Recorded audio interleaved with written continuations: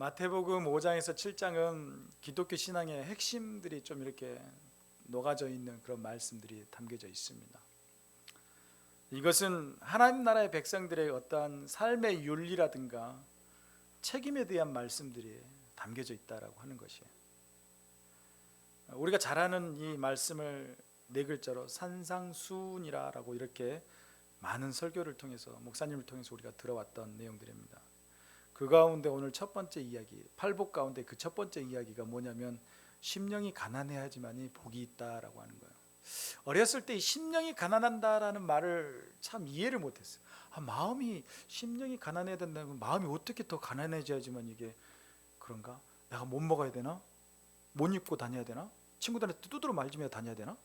이래야지 내가 가난하나? 그런 생각을 많이 했던 경험이 있습니다.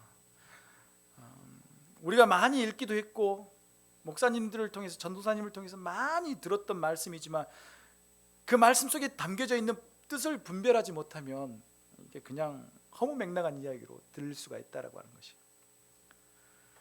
또 성경을 많이 읽어야지만 무조건 성경을 이렇게 기계적으로 읽는다고 해서 되는 거냐? 그것도 부족하다라고 하는 것이. 성경에 대한 진지한 태도를 가지고 다가갔을 때 그 필요가 채워진다라고 하는 것이.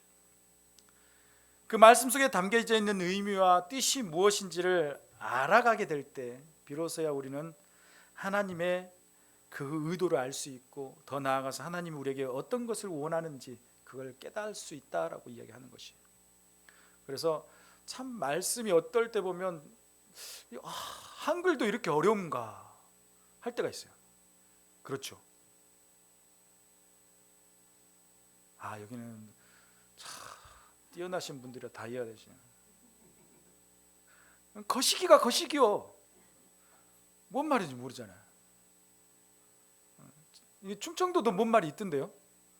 어이, 저 이렇게 끝나버리더라고요. 그렇지. 이번에 나오죠.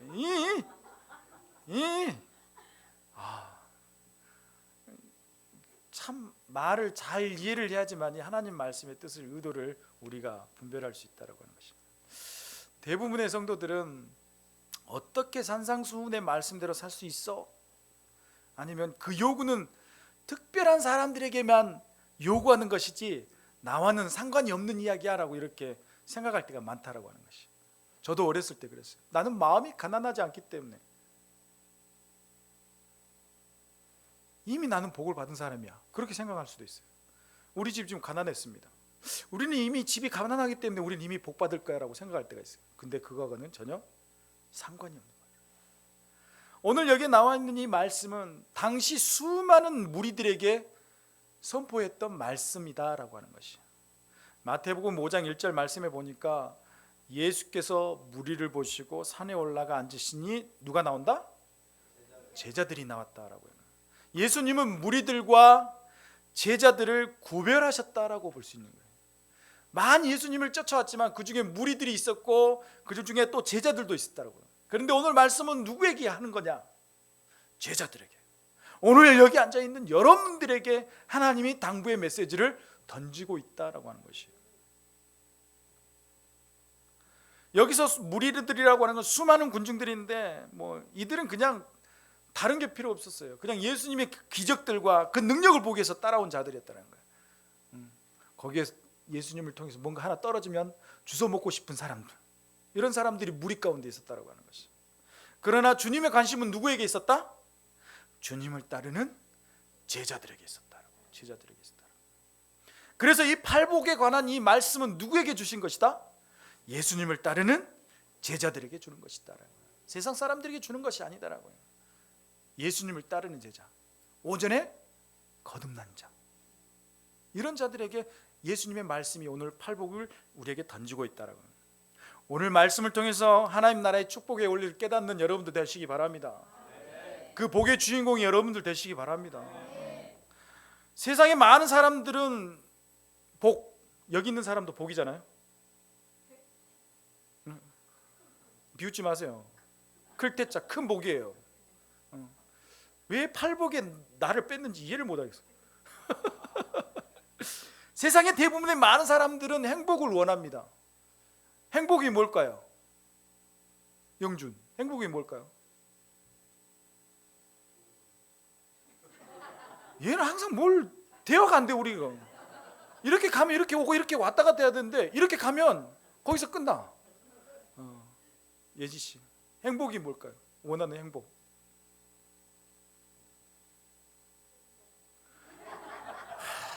같은 배씨죠. 많은 사람들이 행복한다라고 하는 것은 뭐냐면 자기의 욕구나 이익이 채워졌을 때 그걸 행복을 느낀다라고 하는 것이. 내가 어디 아파트에 청약을 넣었는데 당첨되면 행복할 것 같아. 그런 말을 할 때가 많아요. 그러나 행복한 사람보다 자신이 불행하다고 생각하는 사람이 더 많다라고 하는 거예요. 이번에 내가 선거를 했는데 그 사람 떨어졌어, 나 불행해. 이런 사람도 있다라고. 나는 선거를 했는데 이 사람 떨어질 것 같았는데 이 사람이 됐어, 나 행복해. 이런 사람들. 사람이 오히려 행복보다는 불행이 더 많이 존재하는 이 세상이다라고 이야기하는 것이. 성경은 뭐라고 이야기하냐면 하나님이 행복의 근원이 된다라고 이야기합니다. 진정한 복은 세상적인 것이 아니라 영적인 것에 있다라고 이야기를 해요. 영적인 것. 진정한 복. 이 세상에서 얻을 수 있는 것이 다 없다? 없다라고. 성경이 말씀하고 예수님께서 가르쳐 주시는 복에 대해서 깨달아야지만이 그 복을 내가 누릴 수 있다라고 하는 것이. 오늘 그 첫 번째 복 이야기를 하려고 합니다. 심령이 가난한 자. 도대체 이 말이 무엇인가? 심령이 가난한 자. 신령한 복을 받을 수 있다고 그래요. 심령이 가난한 자가 신령한 복을 받을 수 있다. 성경이 가르치는 복에 대해서는 믿음의 눈을 열고 오늘 우리가 들여다봐야 된다는 거예요. 그 첫 번째, 심령이 가난한 자의 복에 대해서 어떻게 되냐? 따라합시다. 하나님 앞에 자신의 영적 무능력을 인정하라.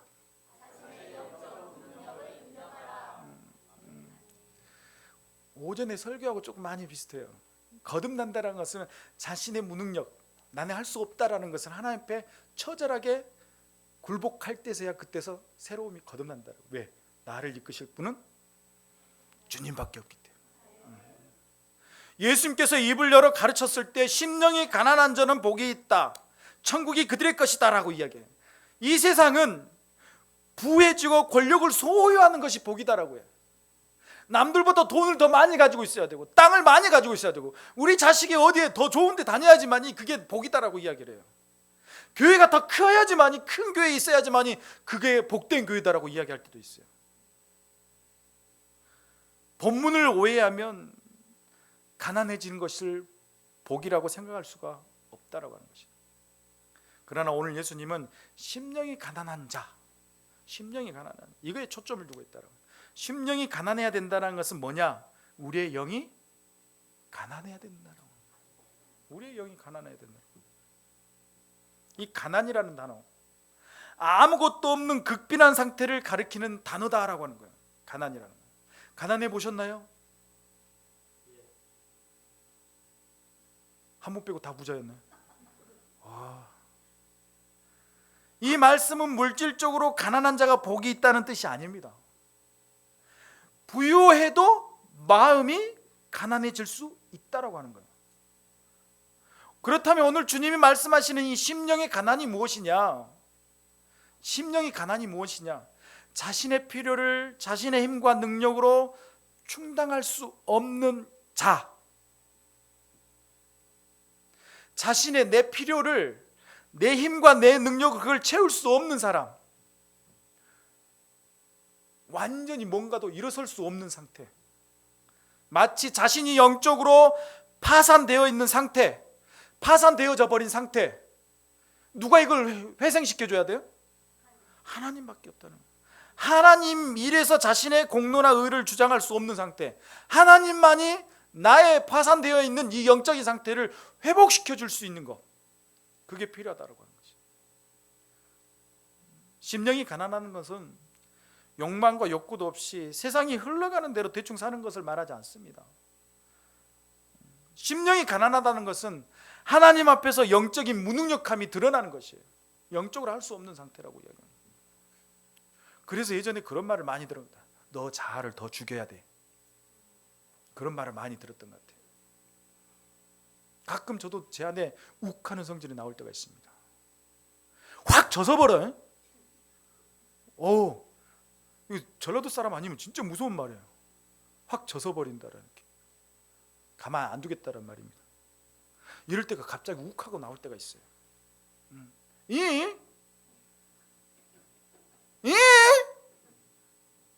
충전도도 이렇게 이야기하잖아요. 이러한 것들을 완전히 그냥 하나님 앞에서 뭔가를 드러낼 수 없는 상태, 그게 심령이 가난한 상태라고 이야기해요. 그런 기도 해보셨어요? 하나님, 더 이상 저는 할 수 있는 게 아무것도 없습니다. 이 기도하는 것조차도 저에게는 버겁습니다. 그런 상태. 이사야서 64장 6절 말씀에 어떤 이야기가 있냐면, 무릇 우리는 다 부정한 자 같아서 우리의 의는 다 더러운 옷 같으며 우리는 다 잎사귀같이 시들므로 우리의 죄악이 바람같이 우리를 몰아간다라고 해요. 우리의 의로움은 하나님 앞에 더러운 옷과 같다라고 이야기해요. 내가 아무리 의를 드러내고 막 해도 하나님 보시기에는 뭐다? 더럽다라고 이야기하는 거예요. 손은 어디에 씻어야 된다고 오전에 얘기했죠? 그렇죠. 꾸정물이 아니라 깨끗한 물이에요. 아무 우리가 깨끗하게 내가 수돗물을 씻어도 하나님 보시기엔 뭐다? 더러운 옷과 같다라고 얘기해요. 회복이 불가능하다라고 이야기를 해요. 회복이 불가능하다. 여러분, 집에서 사용하는 걸레가 있지 않습니까? 걸레를 아무리 빨아도 걸레는 걸레인 거예요. 그렇잖아요? 우리 인생에 아무리 뭔가를 내가 번지르게 옷을 입고 오늘 여기 저같이 이렇게 머리 멋있게 하고 요거는 굳히고 이거 이렇게 차고 다닌다고 해서 번지른다고 된다고 제가 바뀌어지나요? 아니요. 우리는 하나님 앞에서 보시면 다 더러운 옷과 같다라고 이야기하는 것이에요. 이게 바로 인간의 실존적인 모습이다라고 합니다. 그래서 사도 바울은 로마서 3장 10절에서 12절 말씀에 기록된 바 의인은 없나니 하나도 없다. 깨닫는 자도 없고 하나님을 찾는 자도 없고 다 치우쳐 함께 무익하게 되고 선을 행하는 자도 있다 없다? 하나도 없다라고요. 하나도 없다라고요. 이러한 모습이 죄로 인해서 타락한 모든 인간들의 상태다라고 이야기하는 상태. 그렇기 때문에 우리 여기 앉아있는 사람이 누구에게 있어서나 잘난 척할 이유가 없어요. 왜? 하나님 보시기에 다 똑같은 사람이기 때문에. 우리의 속마음과 생각과 골수를 뚫어보시는 하나님께서 우리에게 인간이 이런 상태에 있다라고 오늘 말씀을 그렇게 하시는 거예요. 다 더러운 옷과 같다라고 하는 것입니다. 하나님 앞에서 우리는 철저히 무능함을 깨닫는 자가 돼야 되는 것입니다. 그래야지 심령이 가난할 수가 있다라고 하는 것입니다. 여러분은 잘 아는 출애굽기 3장에 나와 있는 그 한 사람 누구죠? 두 글자. 모세를 부르시는 장면이 나오게 되는데, 모세가 광야에서 도망으로 와가지고 40년 동안 살아갑니다. 살아가죠? 봤어요? 살아가요. 성경에서 봤잖아요. 살아가게 되는데 바로 공주의 아들이 한 풀 한 개 나지 않는, 풀 한 폭에 나지 않는 그 광야에 와서 살는데, 어느 날 호렙산에서 떨기나무 가운데 하나님이 나타나서 모세야 너가 때가 됐다. 가야 된다. 아따, 하나님 어떻게 간대요? 말도 어느라고 생김새도 좀 그렇고, 와, 나 할 게 없는, 할 수 있는 게 아무것도 없다라고요. 그런데 하나님께서 모세에게 이렇게 이야기하죠. 나는 내 조상 하나님이니 아브라함, 이삭, 야곱의 하나님이시다라고. 네 아버지, 네 할아버지, 증조 할아버지, 그때도 같이 있었던 그 하나님이다라고 이야기해요. 모세가 자기의 무능력함에 대해서 완전히 하나님 앞에서 무릎을 꿇잖아요. 그게 바로 심령이 가난한 자의 모습이 드러나게 되었다라고. 그때 하나님께서 내가 너를 바로 앞에 보내어 내가 내 백성 이스라엘 자손을 야곱에서 인도하게 내겠다라고 이야기를 하십니다. 하나님이 함께 하시겠다, 능력을 주시겠다라고 말씀하시는 거예요. 그 말씀 뭐냐면, 아무것도 내가 없는 상태를 하나님 앞에 내어놓을 때 하나님이 그렇게 하시다는 거예요. 제가 그런 단어를 좋아해요. 기적은 언제 생기느냐? 하나님의 기적은 언제 생길까요? 더 이상 내가 숟가락을 들 힘조차 없을 때 하나님의 기적은 시작되는 것입니다. 내가 완전히 하나님 앞에서 포기를 다했을 때, 그때 하나님의 일을 시작하신다라고 이야기하는 거예요. 모세가 능력이나 지혜가 없어서 그럴까요? 천만의 말씀, 궁전에서 얼마나 많이 배웠어요. 그렇지만 그의 마음은 거룩하신 하나님 앞에 설 때 자신이 영적으로 무능력하다는 것을 고백했다라고 하는 것이, 이게 바로 가난한 자의 마음이다라고 합니다. 심령이 가난한 자의 특징이 뭐냐? 오직 하나님의 도우심을 필요로 한다라고 하는 것이에요. 여러분, 아직까지 하나님의 도움이 필요 없는 여러분들이 많이 있죠. 여러분의 마음을 가난하게 하시기 바랍니다. 영적인 갈급함이 우리 앞에 느껴질 때 하나님의 능력이 우리 가운데 드러나게 되어 있다라고 합니다. 가난한 자의 이 특징이 이건데, 배부른 심령은 어떠냐? 영적인 눈이 어두워져서 하나님의 도움이 필요 없다라고 하는 거예요. 주님, 여기가 좋사오니 그저 그대로 오시고, 주님은 조금만 늦게 와주셨으면 좋겠습니다. 그럴 때가 많다라고 하는 것이. 오늘 우리가 시대에 살아가는 이 불행이 뭐냐면, 너무 가진 것이 많아서 너무나 이 세상의 것을 채우게 바빠서 하나님의 도우심을 구하지 않는 시간, 그 시간에 우리가 놓여 있다는, 이게 축복이 아니라 이건 우리에게 있어서 불행이다라고 이야기하는 거예요. 시편 146편 5절에 보면 야곱의 하나님을 자기 도움으로 삼으며 여호와 자기 하나님에게 자기의 소망을 두는 자는 복이 있다라고 이야기합니다. 내가 지금 너무나도 가난한 상태이지만 내 힘을 얻고 내가 살아갈 수 있는 것은 어디에 찾아야 된다? 하나님으로부터 도움을 얻어야 된다라고 하는 것이죠. 그래야지 복이 있다라고 하는 거예요. 그래서 오늘 말씀처럼 심령이 가난한 자는 뭐가 있다? 천국이 저희 것이다라고 이야기하는 것이에요. 하나님은 심령이 가난한 자, 영적으로 파산해서 하나님의 은혜와 긍휼을 구하는 자에게, 그런 자에게 주신다라고 이야기하는 것이에요.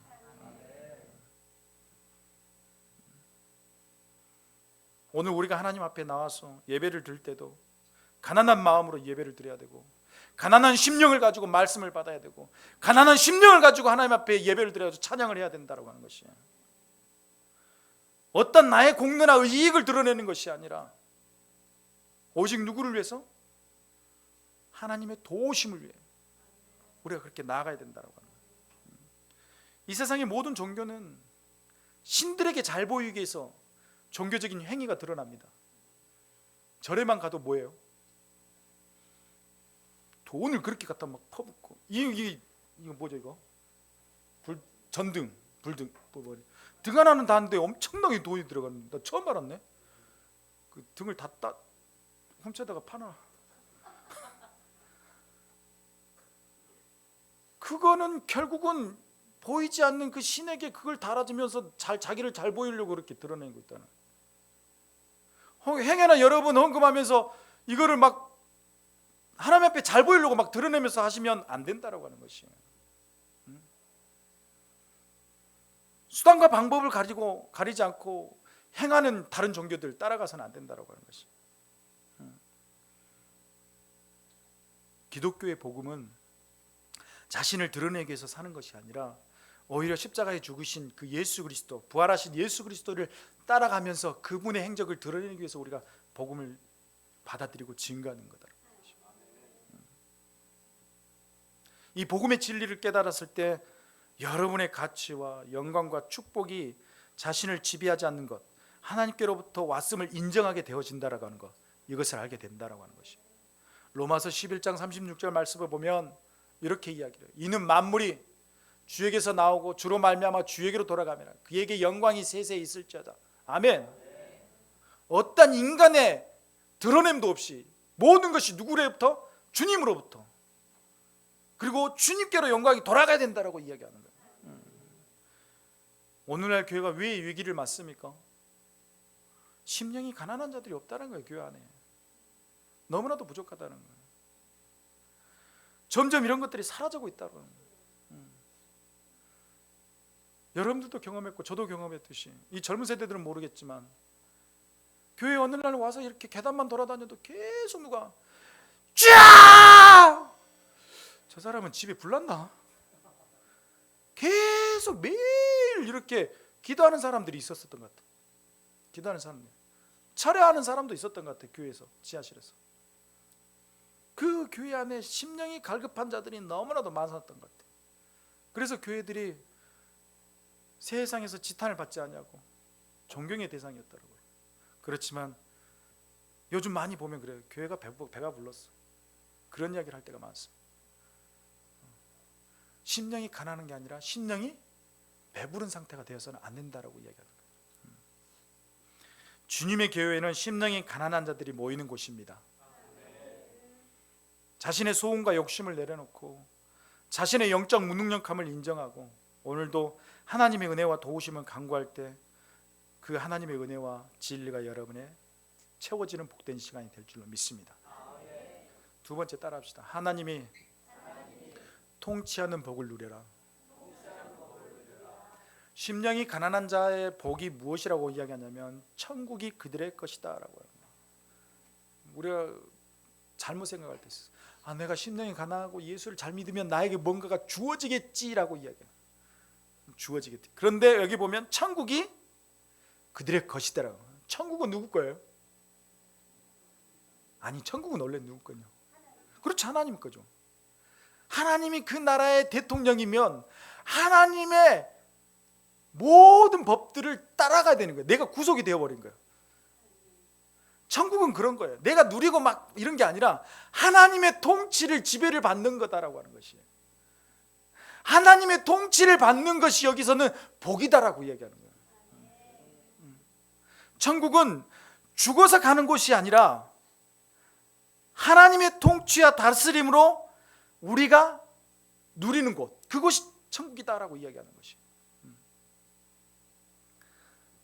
예수님께서 이 땅에 오셔서 사역하시는 최대 핵심 메시지는 뭐냐면 천국입니다. 천국, 하나님 나라. 마태복음 4장 17절 말씀에 이때부터 예수께서 비로소 전파하여 이르시되 뭐라? 회개하라. 뭐가 가까이 왔다? 천국이 가까웠다라고 해요. 천국이 가까웠다라고. 구약 성경의 최대 메시지는 뭐냐면 이 땅에 이루어질 하나님 나라가 천국이다라고 끊임없이 이야기해요. 천국을 소망하며 살아라. 천국을 기대하며 살아라. 그분이 오실 것이다. 메시아가 오실 것이다라고 이야기를 해요. 그렇지만 신약 성경의 메시지는 뭐냐면 이 땅에 임한 천국, 하나님 나라에 사는 것, 하나님 나라에 관하여지는 것, 이거에 대해서 이야기를 해요. 천국이 이미 가까웠느니라라고 이야기해요. 이 표현은 뭐냐면 너희가 예수를 믿고 구원을 얻어야 하나님 다스리는 그 통치의 자리에 들어가게 될 것이다라고 이야기해요. 사람은 불완전한 사람, 동물, 존재라고 해요. 불완전한 존재라고. 그렇기 때문에 어디 항상 소속감을 가지려고 노력을 해요. 특히 학부모들 보면 그래요. 학부모들 모임이 있는데 나만 괜히 안 가면 나도 불안하지만 우리 애가 거기서 왕따 당할까 봐 불안해. 그래서 항상 뭔 소속감을 가지려고 해요. 어떤 성도를 봤더니 교회를 8군데나 등록을 해놨더라고. 얼마나 불안했으면 8군데나 등록을 해. 여기서 막 교회 다니다가 막 은혜 받다가 은혜가 안 되면 또 저쪽 교회 가서 막.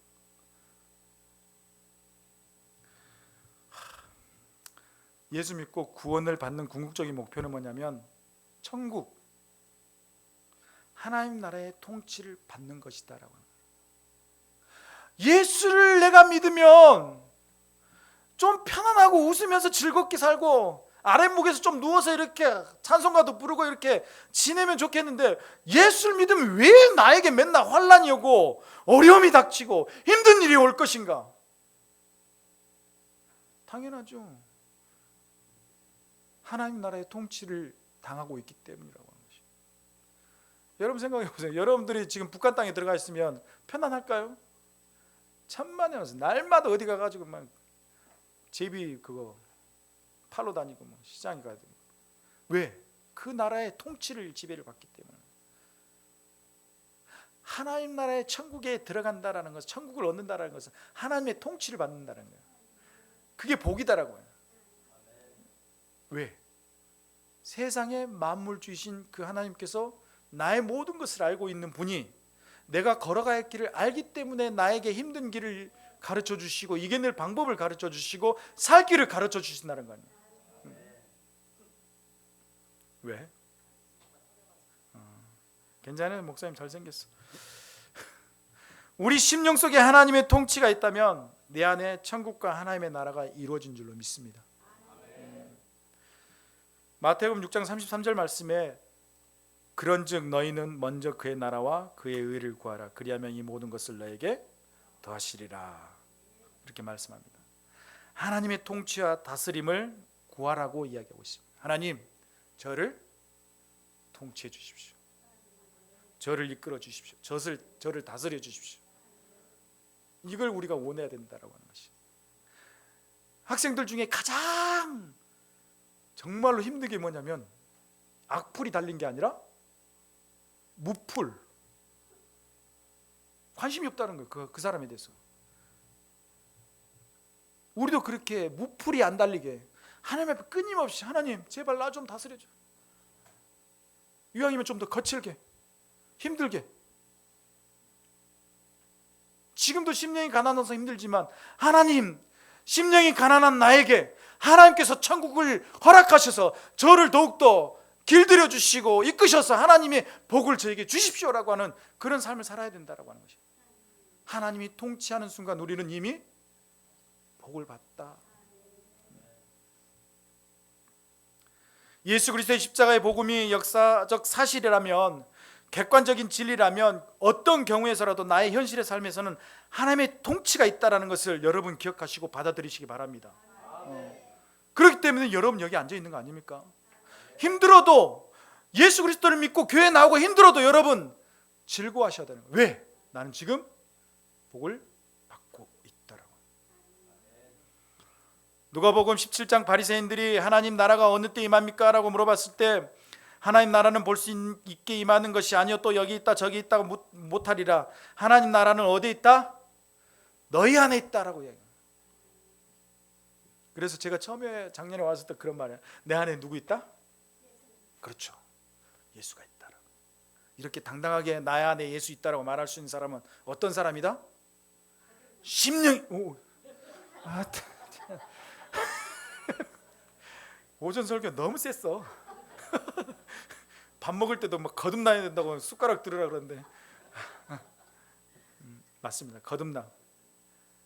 거듭났다는 건 내 마음이 심령이 가난한 상태, 이미 예수가 내 안에 들어와 있는 상태, 성령님이 내 안에 있는 상태를 이야기합니다. 이런 상태가 바로 하나님 나라를 볼 수 있다라고 하는 것이. 하나님 나라는 이미 우리에게 임했습니다. 아멘. 하나님의 통치를 여러분 인정하시고 순종하는 심령 속에 하나님의 복을 누리는 여러분 되시기 바랍니다. 사도 바울은 로마서 14장 17절 말씀에 하나님의 나라는 먹는 것과 마시는 것이 아니 오직 성령 안에 있는 의와 평강과 희락이다라고 하는 거예요. 그 즐거움과 의와 희락과 평강을 누구 안에서 누려야 된다라는 거예요? 성령 안에서 누려야 된다라고 하는 거예요. 오직 예수 그리스도 안에서 누려야 된다라고 이야기하는 겁니다. 예수 그리스도를 누린다는 것은 내 마음이 가난한 심령 가운데 예수 그리스도를 받아들였을 때, 예수님의 통치가 내 안에서 이루어졌을 때 그러한 것들을 느끼게 되어진다라고 하는 것이죠. 하나님 나라는 심령 속에서 하나님의 통치, 다스림이 있을 때 성령 안에서 의와 평강과 기쁨이 있다라는 것. 다시 말해서 하나님 앞에 자신의 영적 무능력함을 인정하고 전적으로 주님을 주인으로 모시는 가난한 심령이 되었을 때 하나님 나라와 천국을 경험하며 살게 될 것이다 라고 이야기하는 것입니다. 심령이 가난한 자에게 허락해 주시는 그 축복, 누구에게나 허락하는 축복이 아니라 어떤 자? 심령이 가난한 자. 거기에 오늘 예수님이 오늘 말씀 가운데 무리들과 제자들이 왔다라고 했어요.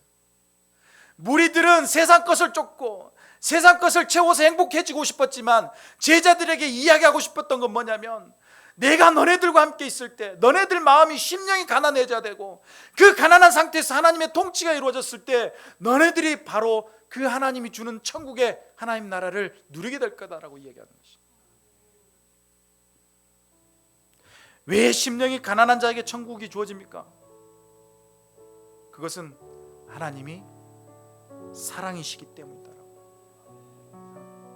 하나님이 사랑하지 않으면 무풀이야, 무풀. 관심도 없어. 아무런 대꾸도 안 해요. 하나님이 우리를 사랑하시기 때문에 우리에게 오늘 이렇게 힘들게 하고 통치를 하시고 이끌어 가신다. 그게 우리에게 복인 줄로 믿습니다. 하나님 나라를 소유하는 길은 다른 데가 있지 않습니다. 하나님 나라의 소유는 어떤 거냐? 자신의 영적 무능력함을 인정하고 내가 주인 삼았던 모든 것을 다 내려놓고 주님 앞에 빈 마음과 가난한 심령으로 나아가는 것이다라고 하는 것이죠. 나아가는 것. 다윗은 시편 34편 6절 말씀에 이렇게 얘기합니다. 이 공고한 자가 부르짖음에 여호와께서 들으시고 그 모든 환난에서 나를 구원하셨다라고 이야기를 합니다. 구원하셨다. 공고한 자, 가난한 자, 공고한에 처한 자가 하나님께서 부르짖을 때마다 모든 것을 들어주시고 우리 가운데 소망을 주신다라고 이야기하는 것이, 하나님의 백성으로 살 수 있는 길, 여러분 세상에서 찾지 마시기 바랍니다. 두 손 들고 하나님께 부르짖으며 은혜를 구할 때 천국을 소유할 수 있는 축복을 누리게 되어진다라고 이야기하는 것이. 말씀을 맺겠습니다. 심령이 가난한 게 우리에게서 축복입니다. 하나님이 우리를 통치하시는 게 축복입니다. 여러분 더욱더 영적으로 가난해지시기 바랍니다. 더욱더 영적으로 가난해져서 하나님께 부르짖으면서 하나님 내가 할 수 없는 모든 것들을 해달라고 간구하는 여러분 되시기 바랍니다. 이왕이면 기도할 때도 더 부르짖으시고요, 예배할 때도 정말로 찬양할 때도 더 하나님 앞에 부르짖으며 찬양하시고 하나님 앞에 더 기쁨 가운데 나가는 여러분 되셨으면 좋겠습니다. 하나님 앞에 아무것도 없습니다. 하나님 앞에 쓸모없는 저는 인생입니다. 주님 나를 하나님 붙잡아 주시고 이 죄인이 갈 곳 없지만 오직 하나님께서 모든 것을 하실 수 있다라는 것, 그걸 마음에 담으시고 또 한 주간 살아갈 때 순간순간에도 하나님의 은혜를 놓치지 않는 여러분 되시기 바랍니다.